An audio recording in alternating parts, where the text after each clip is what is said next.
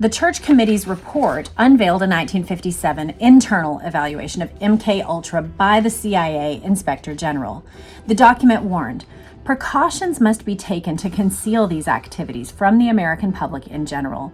The knowledge that the agency is engaging in unethical and illicit activities would have serious repercussions.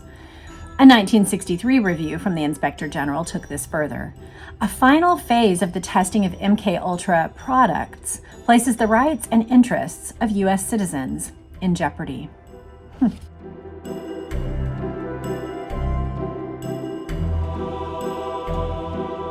Hello, welcome back to my channel. I'm Jess Cannell, and if you're new, then welcome. I would love to earn your subscription today. Well, today we are going to read an article together that I'm actually really interested in. I have previewed a little bit of it and I got far enough in to realize this is for sure something we should read together. What we are going to be doing is chatting about, and I asked you guys about this a while ago, like, would you want to review articles that I don't actually have the vintage magazine for, but I just have a printout of it? And you guys gave a resounding yes, that you just want to talk about interesting things. And me too. So I'm glad for that. We are going to be reading today an article that's on the website for the Citizens Commission on Human Rights. Now, I will say I have done no background research on the nature of that organization. I don't know if they're a think tank or if they're just a legitimate, non-governmental organization that does research. I'm really not sure. For our purposes, I'm not sure that it really matters so much, because this is one of the articles that I found that has the most information about a very important person that has a critical role in our history as a nation, as Americans, but also a very fascinating role in the aftermath of the Kennedy assassination. And so let's talk about him. His street name is Jolly West, but his official name is Louis Jolyon West, I believe.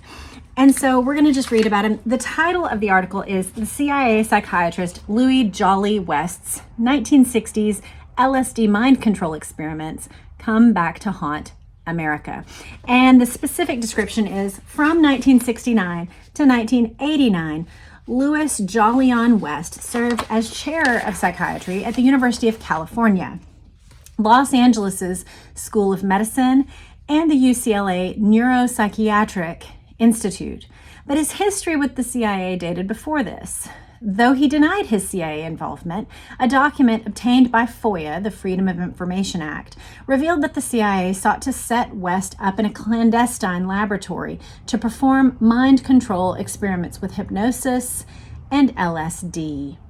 This doesn't even mention Ruby, but we're going to get right into it, and it will get into Jack Ruby very fast. So, a recent national news report on Jack Ruby, who murdered President JFK's assassin Lee Harvey Oswald, raises questions about the psychiatrist who assessed Ruby as insane while conducting covert LSD mind control experiments for the military and the federal government. Now, I do want to say, so this article is from January 2023, relatively recent. The information that I have had about Jolly West has trickled out toward me, and this is a very modern consolidation of information about this psychiatrist. So very worth our time, very good compiling of data for us.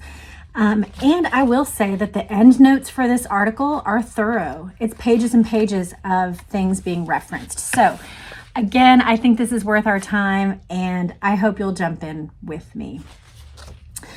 For most of it, we're going to read the article. For some of it, I will skip or summarize sections. But the recent U.S. National Archives release of thousands of previously classified documents collected as part of a U.S. government review into the assassination of President John F. Kennedy in 1963 has raised questions about a prominent psychiatrist who assessed Jack Ruby, the murderer of Lee Harvey Oswald.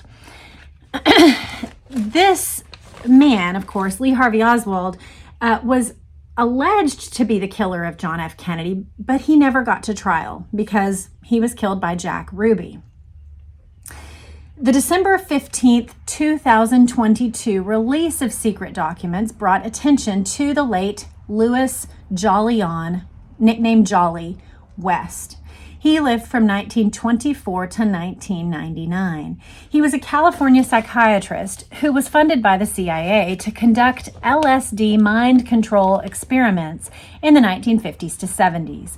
It also raises concerns about the current relationship to the military psychedelic drug research being conducted today. Yes. Okay, there's a few things about this. Number one, if you have never heard anything about Jolly West, if you have never heard anything about the LSD experiments of the 50s, 60s, and 70s, then this probably feels like cuckoo land to you. But the truth is that our own government was doing research into various medicines and how they impacted the human body. And it was done for sometimes perfectly valid reasons, right? You don't want there to be existing chemicals and known even psychedelic medicines that could unknowingly, perhaps through gaseous dispersion or any kind of thing, be used on your own troops or American citizens abroad by other governments to either kill or quell those populations without you understanding how those drugs affect the human body. And so some of them initially, you can see the mindset that might get you there, that we want to understand the nature of these drugs. We want to understand the effect they have on somebody who is knowingly participating. We also want to know, which this is the part that's totally unethical to me, but that they deemed was ethical.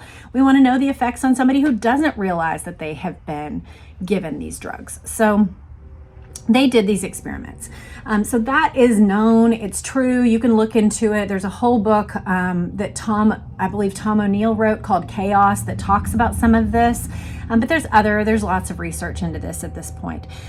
The other thing I want to say about this is that we have to connect whatever we learn about the things that happened back then. If we hear about something that happened in the 50s that our own government was doing, or that governments across the world were doing, we need to put that into context and say, those things didn't just suddenly like, oh, this is bad, we're going to just all stop.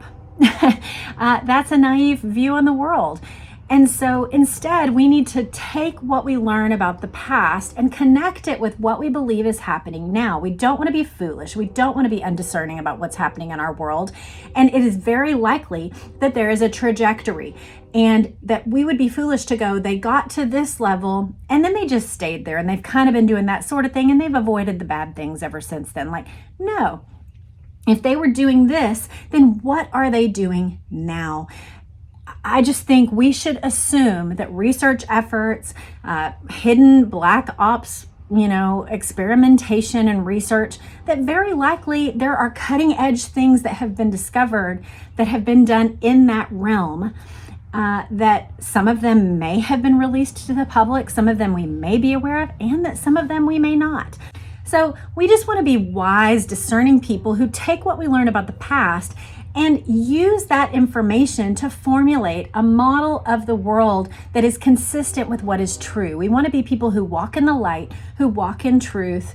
I don't know all about these things, but the more that I learn, the more I can see the shape of how the intelligence world operates. So then these things that we learn about Jolly West can then go, okay, how does this apply to figures like Jeffrey Epstein in the modern era?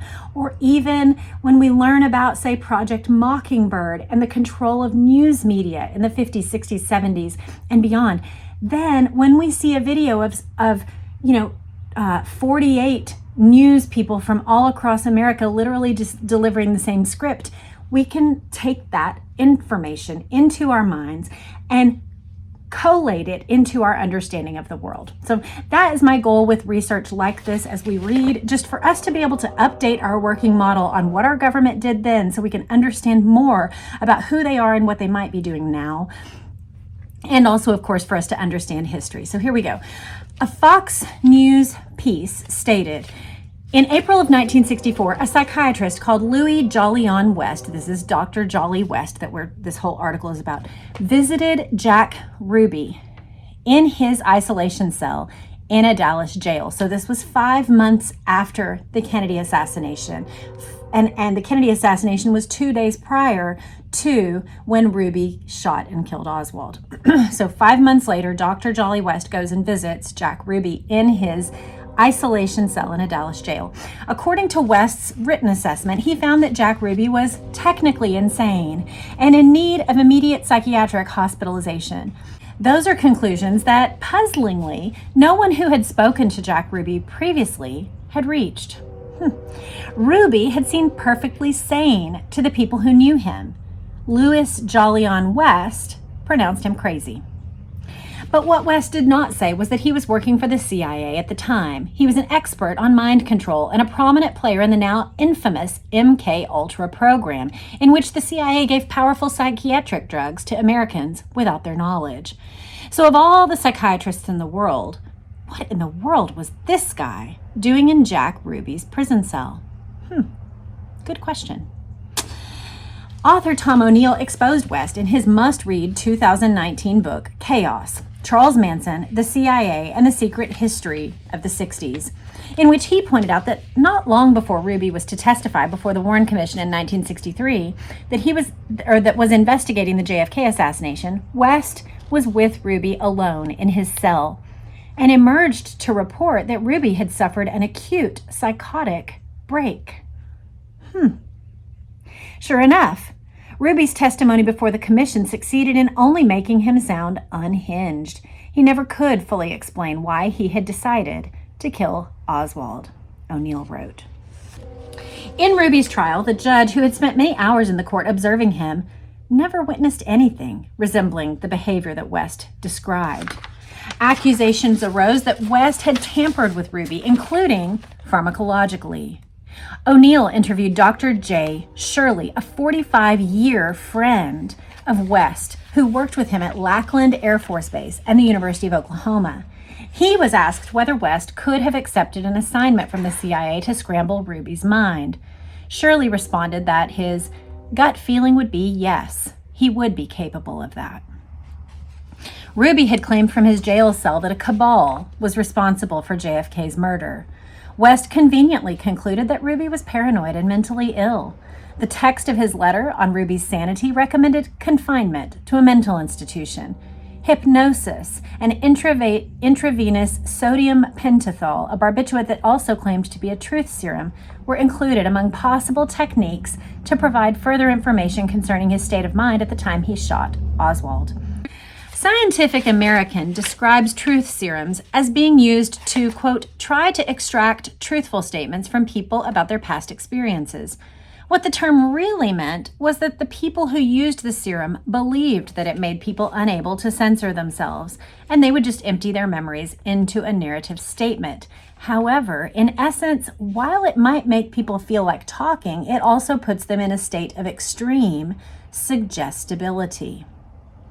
That's noteworthy for our purposes of understanding. There are many things that this research that was being done of hypnosis, pharmacological interventions, and psychiatric, both removal of memories and insertion of new memories, was a whole field that was being looked into by psychiatrists like Jolly West by the CIA. So this was all happening back in the 60s, 60 plus years ago, you guys.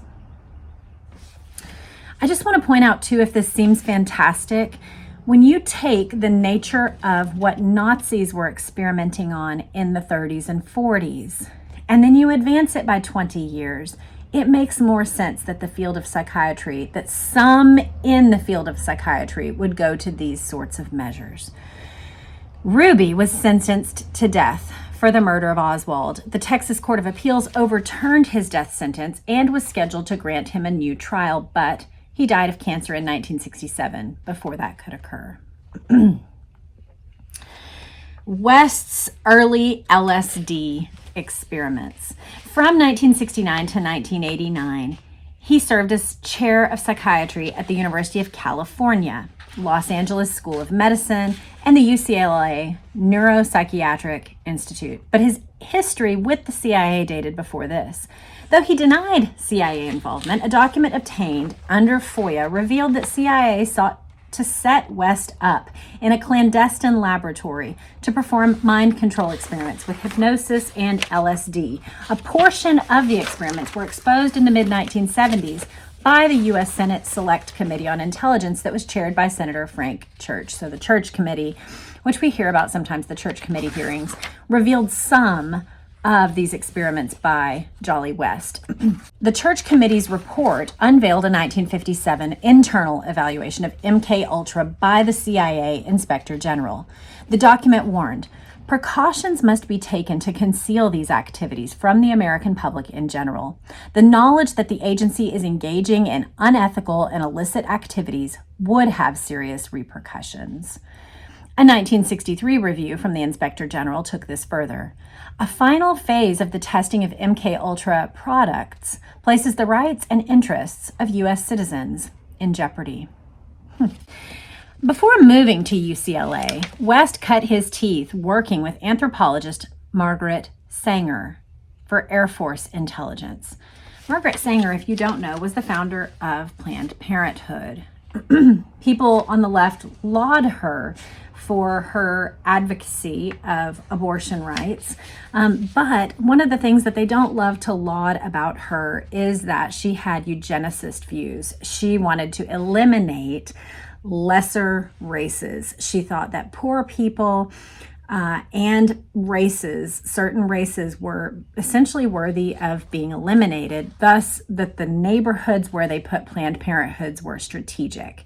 They didn't want upper class, well-to-do babies being aborted. Instead, they wanted for lower class and racially undesirable babies to be eliminated. That was the goal for Margaret Sanger. So it's interesting that this wicked man has origins that connect with that wicked woman. I guess you see my perspective on it, but I have a large family. Children are a blessing from God. They reflect the image of God, and you and I can disagree about that, but it's very fascinating to me that this man who was willing to participate in wicked things that mess with the God-given minds of human beings, one of the most amazing gifts that we have, that even if you lose capacity of your physical body, when you retain the use of your mind, you can do remarkable things. But that when a human loses this, we all recognize it to be a great tragedy. That someone who is willing to play in that field is also participating with someone who is willing to participate in the deaths of human beings, the preconceived eugenic planning of the taking out of babies. That these two people participated is insightful to me. At the time that they worked together, they were examining American POWs from the Korean War who were actually Manchurian candidates. A Manchurian candidate is a person used as a puppet by an enemy power through brainwashing techniques. There was a movie called this in 1959 called The Manchurian Candidate.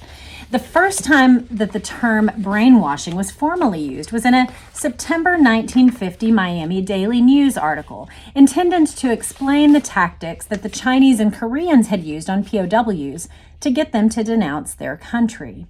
As former BBC journalist Gordon Thomas wrote in his revelatory 1988 book, Journey into Madness, the true story of secret CIA mind control and medical abuse. Wow, that sounds like an interesting book. 1988, it would have also been an interesting early book in this vein.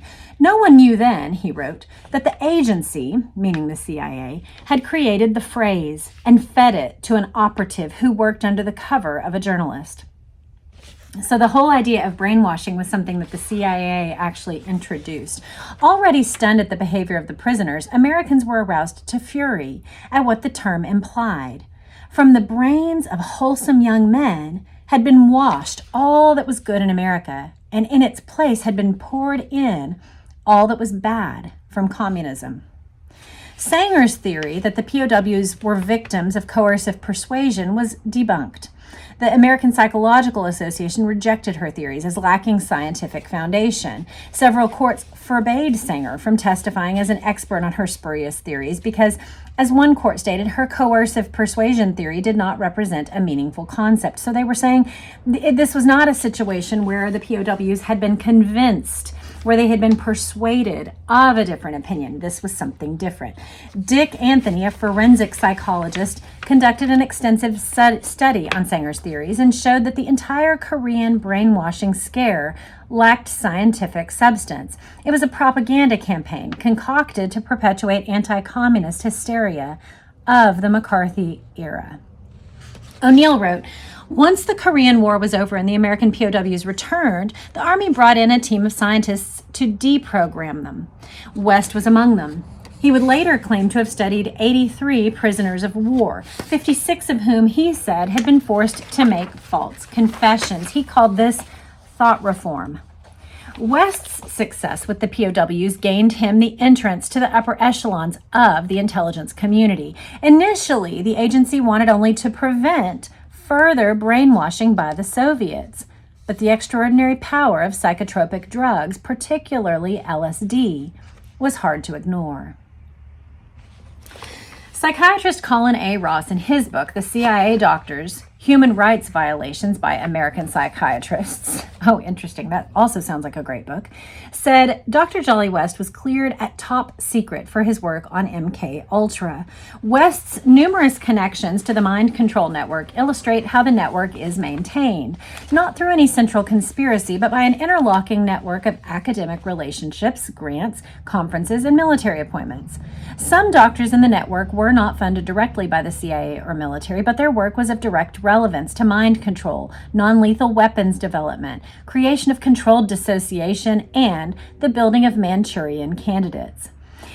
As Tom O'Neill and Dan Piepenbring reported in an article called "Inside the Archive of an LSD Researcher with Ties to the CIA's MKUltra Mind Control Project," in 1956, West had reported back to the CIA that the experiments he had begun in 1953 had at last come to fruition. In his 1956 paper, so this is West's paper, called "The Psychophysiological Studies of Hypnosis and Suggestibility," West claimed to have achieved the impossible. He knew how to replace true memories with false ones in human beings without their knowledge. Without detailing specific incidents, he put it in layman's terms. It has been found to be feasible to take the memory of a definite event in the life of an individual and, through hypnotic suggestion, bring about the subsequent conscious recall to the effect that this event never actually took place, but that a different, fictional event actually did occur. He had done it, he claimed, by administering new drugs effective in speeding the induction of the hypnotic state and in deepening the trance that can be produced in given subjects. Now, I don't know if you're thinking this. If you have ever watched the Hunger Games, then you see PETA go through something like this. And sometimes what I find is that there are echoes in Hollywood of things that were actually true. And we see it with studies like The Bourne Identity or the Manchurian Candidate, or for me, I forget how it's described, the words that are used, but when PETA thinks he's remembering Katniss being violent toward him, but those are inserted memories, and he can somehow recognize that those are false memories. And so he asks for the people around him to help him discern which things are true memories, which things are false memories. So anyway, this made me think of that Hollywood sometimes gives echoes to things that are actually true. In April 1959, West spoke at the first international conference on LSD use. So 1959, there was an international conference on LSD use. The conference was focused on LSD use in psychiatric and psychological therapy. It was held in Princeton, New Jersey, and chaired by a CIA consultant. Other notable psychiatrists who attended was Harold Abramson, who was a veteran of the CIA's MKUltra program, which investigated the use of drugs and other treatments for mind control. Another was Frank Fremont Smith, who was a medical director of the Josiah Macy Foundation and the World Federation for Mental Health president in 1954 and 1955. Do you see the connections between medicine, psychiatry, psychology, CIA research, and British psychiatrist Ronald Arthur Sanderson? His paper had actually laid the foundation for the conference. West directed a CIA-funded LSD research program in the 1960s at the University of Oklahoma. While he was a chairman of the Department of Psychiatry at the university, he became a subcontractor for MKUltra, Subproject 43. He was given a $20,000 grant awarded by the CIA. The proposal that was submitted for that grant was psychophysiological studies of hypnosis and suggestibility. And there was an accompanying document titled Studies of Dissociative States. So you can see what he was researching. He was researching what can we do with hypnosis? What can we do when someone is in a dissociative state of mind? What does that mean to be dissociative? And then where do we have access for suggestibility in there? That's what his kind of honed in topic seems to be. We're going to go into an interesting experiment that he did.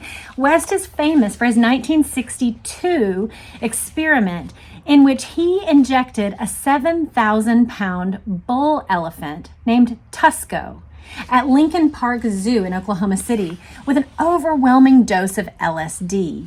In West's own words, it was roughly 1,435 times the quantity one would give to a human to produce for several hours a marked mental disturbance.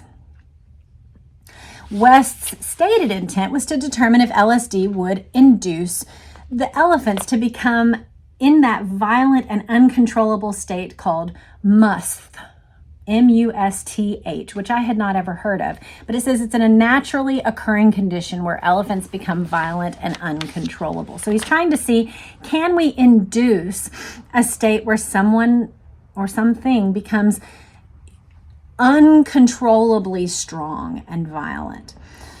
Tusco's immediate reaction startled the researchers present, who noted he began to sway. His hindquarters buckled, and it became increasingly difficult for him to maintain himself upright.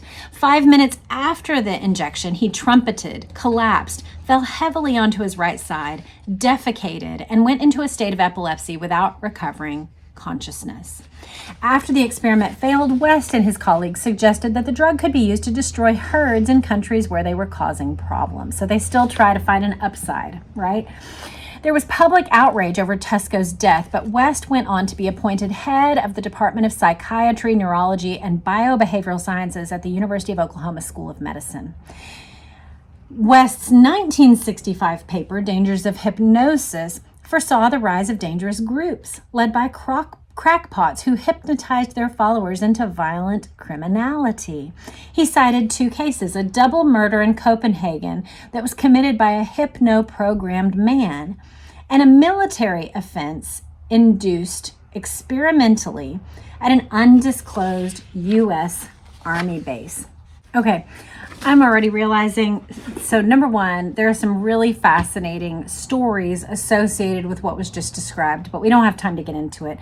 We may in the future do even more deep dives into Jolly West, but this is a light smattering over his work and his life that is helpful for understanding the nature of what the CIA was doing in the 1960s. And I remind you, this is just one man who had one grant. Later, he had more grants, I believe. But, he's one guy. He's just a subcontractor for MKUltra Subproject 43. So this is not like the guy, standing there with the strings doing all of it. This is one string of the marionette puppets called MKUltra. So this one guy and the damage that he's done is very fascinating. We're going to get a little bit more, and then we'll go into another part in part 2 of this series. So LSD mind control experiments and the Manson murders is the subtitle of this next section. In 1966, West was in Haight-Ashbury in San Francisco to study LSD and the hippie counterculture. The Foundation's Fund for Research in Psychiatry, a CIA front, financed West's project there. The psychiatrist established a hippie pad to conduct research, seeking to reverse somebody's belief system without his knowledge and make it stick. So, interestingly, we're going to hear a little bit about this, but he basically took an apartment, outfitted it with hippie looking vibe, and made it like a drug pad where people could come and chill out and do drugs and connect with each other in a safe, place off the streets, basically.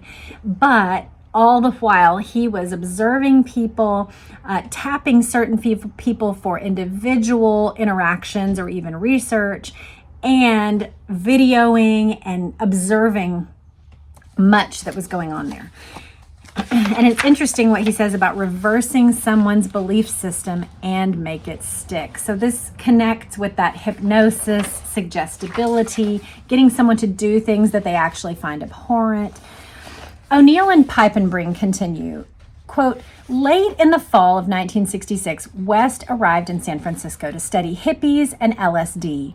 Tall, broad, and crew-cut, with an all-American look in keeping with his military past, he cobbled together a new wardrobe, started skipping haircuts. He secured a government grant and took a year-long sabbatical from the University of Oklahoma, nominally to pursue a fellowship at Stanford, although that school had no record of his participation in a program there. Now, that doesn't mean that he didn't actually, right? But it may have been scrubbed for intelligence purposes. We don't know. But he, at least to the University of Oklahoma, he said, I'm going over here to do this thing. But he was doing a year-long sabbatical funded by a government grant, looking like a hippie. This is fall of 1966. When he arrived in Haight-Ashbury, West was the only scientist in the world who predicted the emergence of potentially violent LSD cults, such as Charles Manson's family. Manson, responsible for the August 8, 1969 gruesome murder of actress Sharon Tate and 4 others, quote, walked the same streets and frequented the same clinic as Jolly West. From the spring of 1967 until June 1968, Manson lived in Haight-Ashbury and dropped acid daily. So during this year, when West is there, Manson is there, frequenting the same locations, and Jolly West tapped him as, this is going to be bad. Something's going to go wrong with this guy. Less than a year after his followers began to take LSD, quote, Manson turned a group of peaceful hippies, mainly young women, into savage, unrepentant killers, O'Neill reported. Now, interestingly, remember that his goal was researching how to reverse somebody's belief system without their knowledge and make it stick. West's prediction of LSD cults was not conjecture, but psychiatrists knowingly creating them.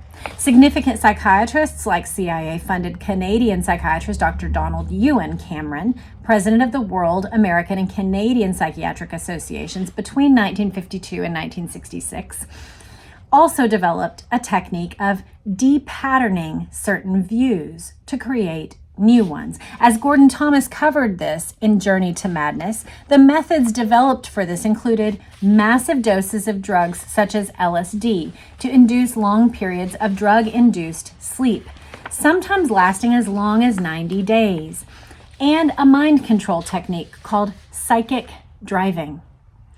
In a 1967 psychiatric textbook, West contributed a chapter called Hallucinogens, warning students of a remarkable substance percolating through college campuses and into cities. LSD was known to leave users, quote, unusually susceptible and emotionally labile. It appealed to alienated kids who would crave, quote, shared forbidden activity in a group setting to provide a sense of belonging. West wrote to his CIA handler that there was no more vital undertaking conceivable than to dose unwitting research subjects with LSD and replace their memories. No more vital undertaking conceivable. What a man. Well, that is part 1 of our look at Jolly West. I would love to know you guys' thoughts, his connection with Jack Ruby, his connection with MKUltra, his connection, interestingly, with Margaret Sanger, his research into truth serums and hypnosis and pharmacological drugs, his work in clandestine laboratories and San Francisco apartments, his connection even with this terrible elephant experiment, which I had never even heard about. So I'd love to hear your thoughts. We will go again with part 2 next time. And I actually have another article about CIA mind control that we may read as well for a part 3. So you guys let me know what you think in the comments. I love these Let's Chat article discussions that we get to have. Let me know what you think about Jolly West. What a guy. What an interesting, fascinating, scary man. And let me know what you think about the trajectory that we were talking about of recalling with clarity and with greater and greater sense through the Freedom of Information Act and the things that leak out, the things that I know some of these things were found because Tom O'Neill went to Jolly West's document storage that was done, I believe, by the University of California at Berkeley, maybe. But that there was like 400 boxes of data that had been just left and basically untouched. And Tom O'Neill he was a researcher. He just went in with the idea of like, if I just put in the long game of time, that maybe I'll come across a paper here and a tidbit here that would lead me to the truth. And that is what happened, that over time he would find the occasional top secret document that had been, left between 2 files or whatever. And he was able to piece together much of the information that we just read. So, if that's how we come across truth back here about what was happening in our history, then how do we extrapolate that forward and understand what might be happening now, or which news stories that we have hit across the way in history might have something to do with that same strand of research that our own government has been doing? Let me know in the comments. Can't wait to read your comments. Have a great day. Bye.